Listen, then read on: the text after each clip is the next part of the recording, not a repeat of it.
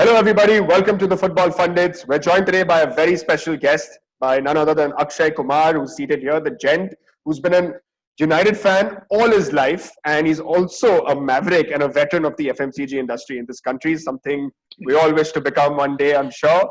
Akshay, welcome to the show. It's so good to have Thank you you, on the Abhi. Football Pundits.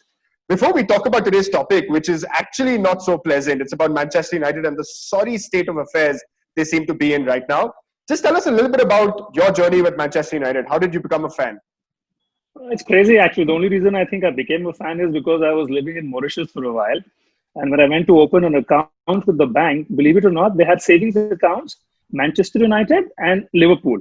And depending upon who used to win, they would actually give a slightly higher interest rate.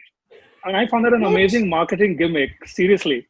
I just became a fan. And in Mauritius, there wasn't much of cricket happening and all of that. So I became a football fan, Manchester United fan. This was way back in 99. And once I came back to India after that, it just continued. The love affair continued. It's been tough being a fan for the last few years. I must tell you that. I mean, it's like you really have to love the team to be still a fan. If you were getting interest rates as per that right now, you wouldn't be getting too much. No way. You have to do it the other way around. Speaking of interest rates and speaking about how tough it is to be a United fan today, we'll come back to Akshay in just a minute. I'm going to jump to you, Animesh. Ole Gunnar Solskjaer has done very well to allow this club to finish third in the Premier League last season. It was a position at one point that would have seemed absolutely unthinkable, right? Given the sorry state of affairs that the club was in. We're back again to square one, aren't we? Board not backing Oli in the transfer market. No transfers in for 4 weeks of the transfer window being open. Premier League starts again in 2 weeks. There's been no movement on Jadon Sancho, Grealish, nothing, no direction. What is going on at this club? So we spoke about this in our episode about Ole Gunnar Solskjaer, right? I told you that the problem is not that we don't back the guy as fans. He's actually evolved as a manager over the last 18 months to be almost 24 months now in December. If you want to see a manager grow on the job, I think Ole's shown good promise, right? He's changed the way he plays football. He's become more vocal. Yes, there are some things which are left to be desired from him, but he has done enough that he can on the job. Now all the buck falls on Ed Woodward and the owners, right? They tried to use him as a scapegoat very clearly to pacify the fans. They got a legend in to, fill the job so that we get a little happy. We back, we are loyal fans, right? And it's not just them. A lot of other clubs milk us the same way. It is the United problem. Like you said, we have millions of fans. There are 1 billion plus in the world, right? When you get those numbers, you get manipulated. So you have to get used to that. Right now, what's happening is very simple. The owners that we have are not letting loose. The old Glazer says, I like a player, he stays. He loves Martial. That's why Martial stayed over Lukaku. Yes, that Ole came out and said Lukaku wants to leave. Lukaku was unhappy. It's fine. But they have the final say and that cannot happen.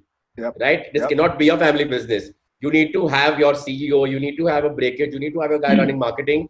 It's a chaos from the top. This is what we are at right now. Where imagine you have a corporate and there is no direction. A CS, your strategy officers taking decisions with the finance officer to be taking. It's a mess. Akshay, I'll come to you. You've been a man in corporate all your life, and just sort of juxtaposing all of this to the current state of affairs at Manchester United. United have always been big spenders, right? Be it from the early 1990s, 1992, 1999. We've always broken transfer records. We've never been shy of spending. Yes, Ferguson used to say that value hona chahiye, there needs to be value in the market. But in the last 7 years, you've followed this club very closely. We have spent. We have gone on and broken records for Paul Pogba. We've broken British transfer fee records and all of that. But we're still not competing on the pitch. What is going wrong? Do we need a better corporate structure? Do we need a director of football? What is going wrong with the club? I think clearly a lot of it is knee-jerk reaction. And it reminds me to quote the marketing paradigm that we quoted earlier, is we are a brand which is trying to live on old glories. We are not reinventing ourselves. And we are seeing it really unraveling even worse situation for Barcelona, for example. You've done well. You've got a great franchise. But you need to do something more. And our strategy has been inconsistent. I think one of the reasons for Ferguson's success was that he had, right or wrong, he had a philosophy that he lived with and he got his way through. Right now, we really don't know. I mean, what is happening? I was just looking at the team, for example. 12 defenders, 10 central midfield, 5 forwards, of which only 3 really play. The other 2 are hardly there, in and out. I mean, if you don't have forwards, who's going to score the goals? As simple as that. You can't win a football match if you don't score goals. Okay, so I think our transfer, as I think Ramesh was saying, it's a bit confused. Clearly, is it money? Is it that they don't know what they want to do? Is it just that they want to make profits without spending money? Milking a brand. So are the Glazers going to sell out to somebody and they're milking the brand? I don't know. Honestly, I don't know that. But as a marketing example or analogy, you got to reinvest in the brand, and we're not doing that. That's for sure. Or if we are doing it, we're doing it wrongly. I mean, we did spend money, and even though we said we spend money, I think Mourinho said that, we don't spend as much money as others do. I mean, that was his excuse about how Liverpool was spending much more than them. So I don't know. No, very true. And point taken on that, Karan. I'm going to throw this to you. Just going by what Akshay said about knee-jerk reactions and knee-jerk signings. What do you make of this current window then? What, according to you, is a successful transfer market? Because just going by that logic, we should not be signing Leo Messi. We should not be signing Ronaldo. Continue your pursuit of Jadon Sancho. Continue what? And how many players do we need, and how do we get the job done? I think Akshay had the nail on his head when he said that the strategy has been inconsistent. Right now with Ole, I finally thought that there seems to be some structure. And as you said, if I were to stick with that, I would, and I think I've said this on a previous episode as well, stick with Jadon Sancho rather than go for Leo Messi, because that serves your longer term purpose. That serves the strategy of it, right? The moment Leo Messi comes into this, then it's no longer about the team and the rebuild and the structure around it. It becomes about Leo Messi. It becomes about 2 years of success or 3 years of success, for example. It'll be another smoke screen, basically. Yeah. So for me, I think if you're sticking with strategy, I thought that, they screwed up with David Moyes. Obviously, within 10 months, they screwed it up. Went on to LVG, thought they'd do it with academy or this and that, and with philosophy in his terms, and that didn't happen. With Jose, they said, okay, immediate success. They didn't back him in 2 consecutive transfer windows. That didn't happen. Yep. With Ole, it was, okay, you know what? Let's build a base. Let's get rid of Deadwood. Let's put a structure in, and let's, go with that. Let's go with young players, fast players who play the English, the Manchester way. And if we would have continued that with the Jadon Sancho signing and a couple of others, I would have been, okay, you know what? This club is going at least in the right direction. Even if we didn't finish first this season, I would have still been happy knowing that at least we have a structure in style. We know what we're doing. But right now, it doesn't seem like that. Right now, where it really irks me, Abby, is that why does Manchester United only look at one signing? Why do we only have to look at Jadon Sancho? Why do we one, not have a backup for Jadon Sancho?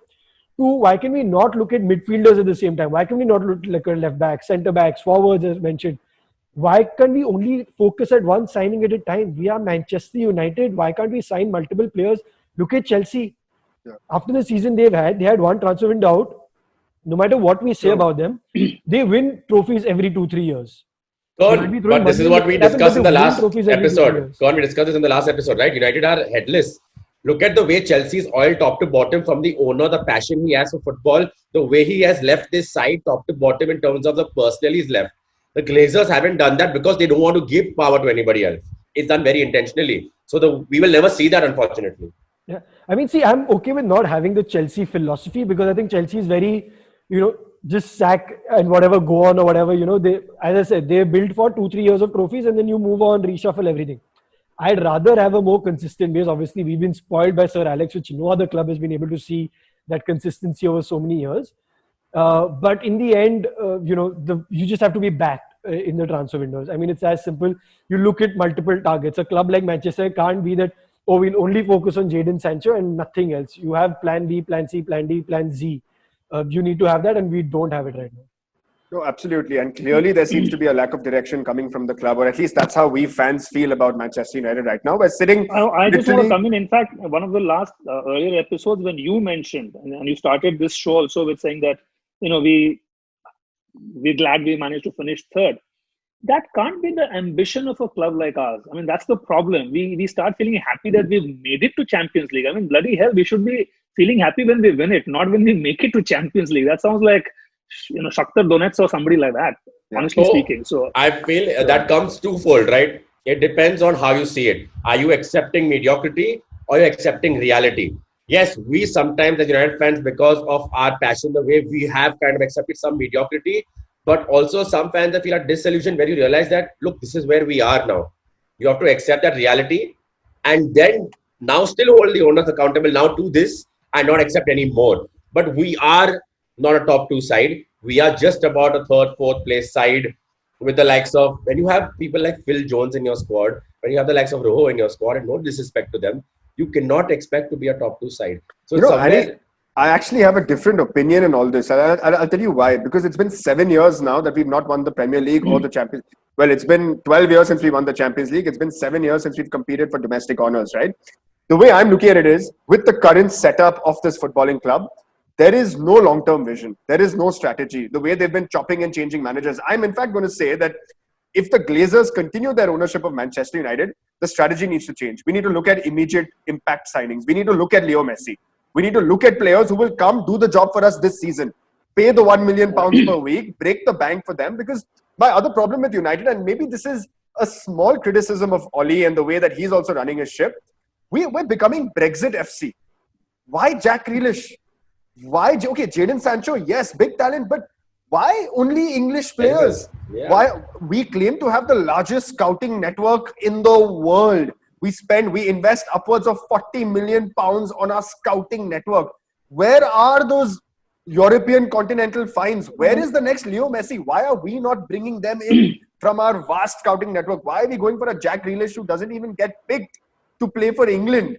And yet we're being touted to get him for 75 million. And you know, the other thing that I wanted to share with all of you guys is that we keep talking about, give them time. We need time to build. So going back to Animesh saying, okay, we have to accept reality. Yes, accept reality. 7 years ago, we were not good enough. Fine.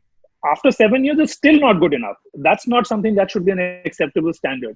Look at Hansi Flick, for example. Bayern Munich, before Nico was sacked, was what, 4th, 5th in the table Ninth Bundesliga? at one time. Ninth at one time. In 7 months flat, turned it around to be the only second-time treble winners. Yeah. So it can be done. It's not that it can't be done. You just have to have that ambition, the desire, and to make sure that, yes, you have to have that passion that, yes, I want to be the winner. And then you will follow up. Once you have that ambition, your dream and your goal, then you start working. I'm not sure that the management of the club today is thinking that way, that, yes, I need to win. And therefore, what do I need to do to win? And I agree with you, Abby. I mean, Leo Messi may become a bit of a burden in terms of the team structure and all of that, but it will get the fans re-energized. The only trouble, I think, is the EPL is probably a lot more physical, and Leo will get damaged a lot more if I'm not mistaken. So he may not be able to deliver the way he delivers in the La Liga. But purely as a midfielder as well as forward, I mean, he will do wonders to the team if he can get him, for example. Yeah, so but I think he'll go to Guardiola. I think. I mean, that's his old connection, old love affair. So yeah, I think, Abby, just on what you were saying earlier, I think we've had this chat that on the whole scouting network bit, why are we only looking at players that the four of us sitting in Bombay also know? Yes. Right? Why are we only looking at these? Like, why are we saying what names should be coming in, and why are those the ones that we've been linked with? Why are they not names that we've never heard of that are coming into this foray, right? I mean, that should be what's coming out from there, which goes back to why do we only have plan A of Jadon Sancho? We need to be looking at these names that no one knows. We need to that's what happened. This is what happened. That's why I said what happened was we accepted mediocrity for the first 3-4 years, and that became our reality, unfortunately. So when the club went all commercial on the likes of Pogba and everything, we as fans lapped it up. So the board is like, you know what, we're going to keep these signings, we're going to keep these very strategically, where we're going to put in these big names one and now, where the fans will be completely bought over, because we unfortunately aren't a footballing club anymore, we're a commercial club.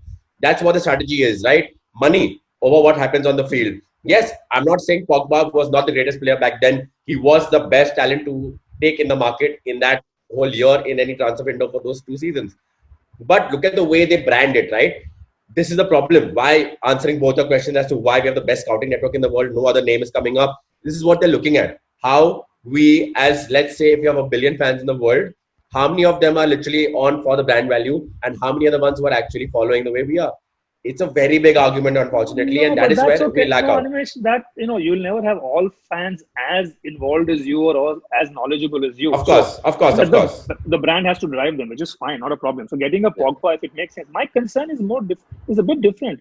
What is wrong with the club that a guy like Pogba comes in and fails within quotes? What is wrong with the club that Alexis Sanchez, wanted by both the Manchester clubs, touted as a great success in terms of management of talent, which is what we are complaining about right now, that we kind of snap them away from Guardiola and his team.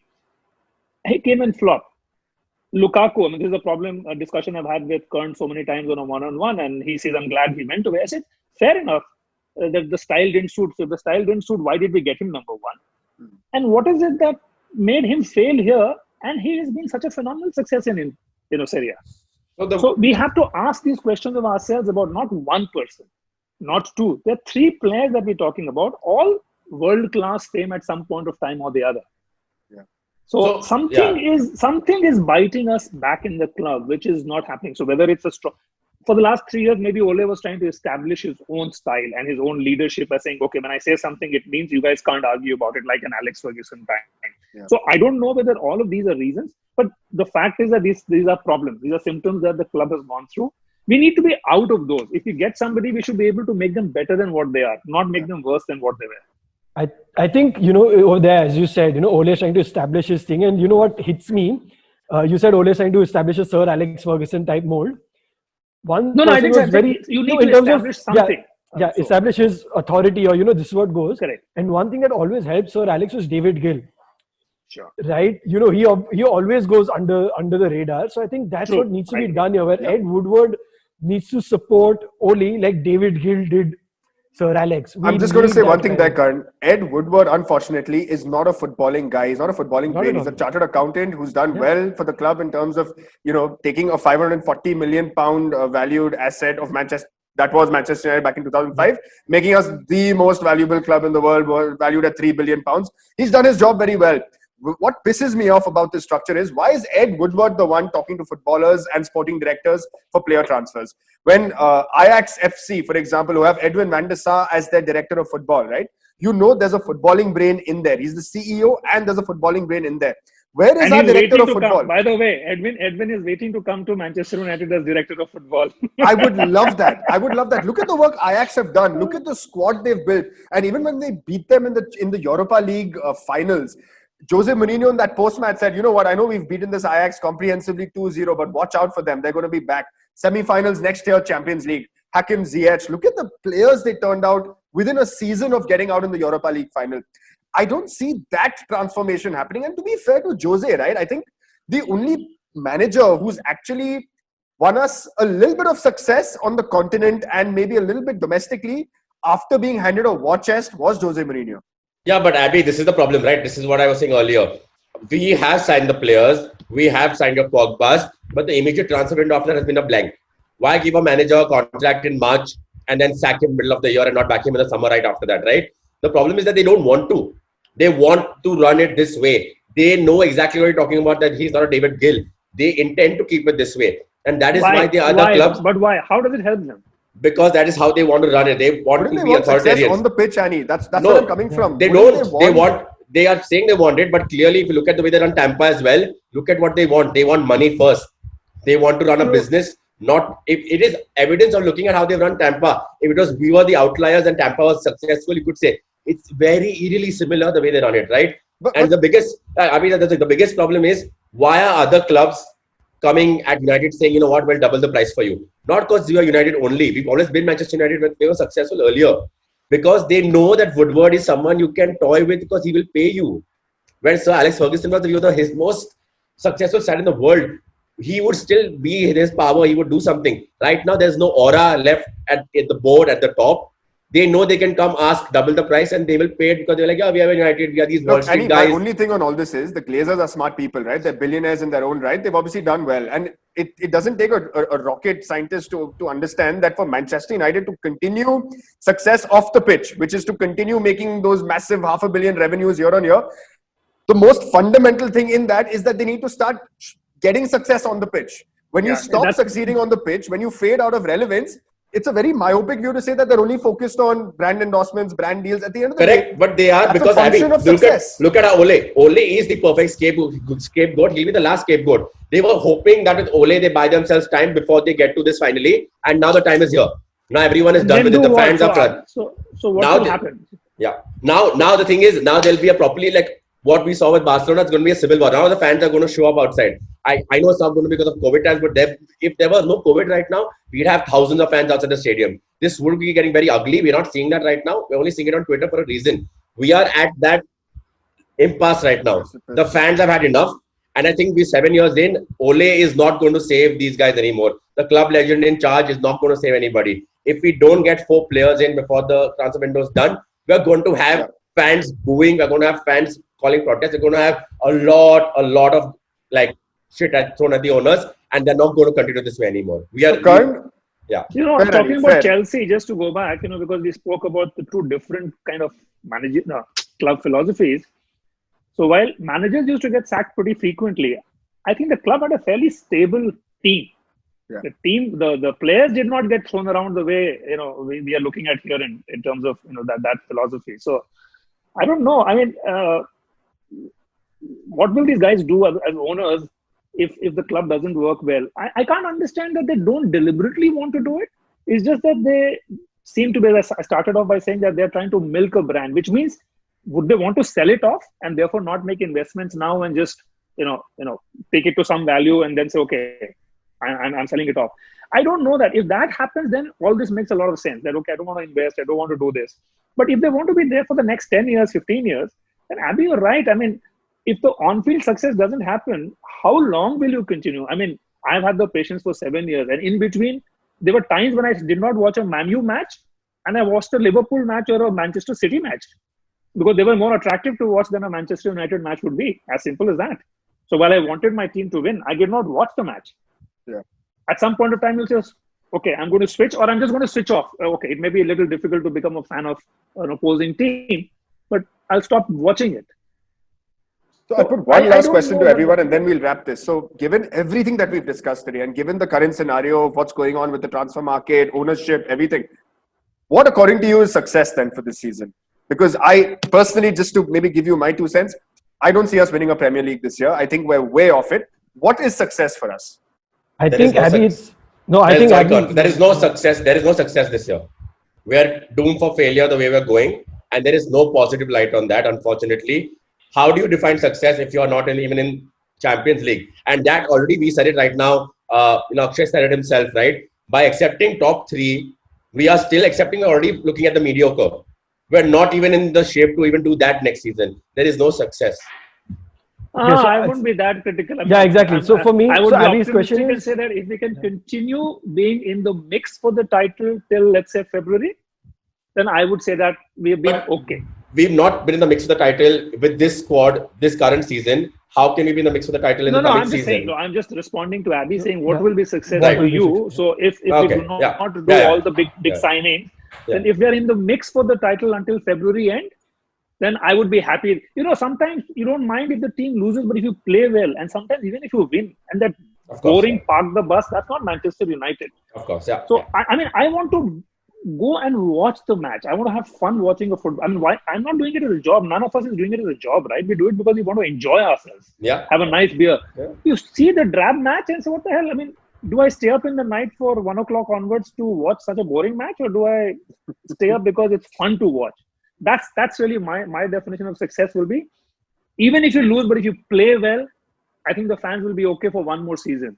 Not continuously. I mean, obviously not, but... I think comments from Karan. What do you think, man? What's success this year for you? I think for me, success is Ole being backed. Him getting the 3-4 signings that he wants right now is success for me. Because even if that doesn't convert to, say, us ending up with winning the league, at least it shows that the club is backing a proper structure and a mindset. For me, that is success because it sets up for the future. Suppose we don't sign anyone this season, for example, it looks very much like right now, and we still manage to, say, finish up second or whatever. That for me won't be success because it's the year after is going to be disaster again. We all know how this is played in the last 7 years. Yeah. So for me, success is going to be the next 6 weeks, backing Ole in the transfer window, backing him, giving him support, getting him the players he wants. That is going to be success for me more than anything else. And the success will then build on for season on season. I don't want it again where you back one season and then it's gone next. So success is the next 6 weeks is what's defining success. So attractive football, watching just seeing Ole being backed by the owners with some sort of vision, seeing some investment in the club is what our pundits today believe could define success for Man United this season. We really hope that's the case for all the United fans around the world. Akshay, thank you so much for joining us. We really hope this is just the first time and not the last, because this was a really, really I had fun a fun time too, conversation. guys. I had a fun time. Thank you so much for having me on the show. That was amazing. If you guys wish to follow Akshay, you may follow him and, of course, us as well, your everyday pundits, on our handles. Keep watching Football Pundits. We'll be back very soon with another episode. Till then, goodbye for now. Thank you.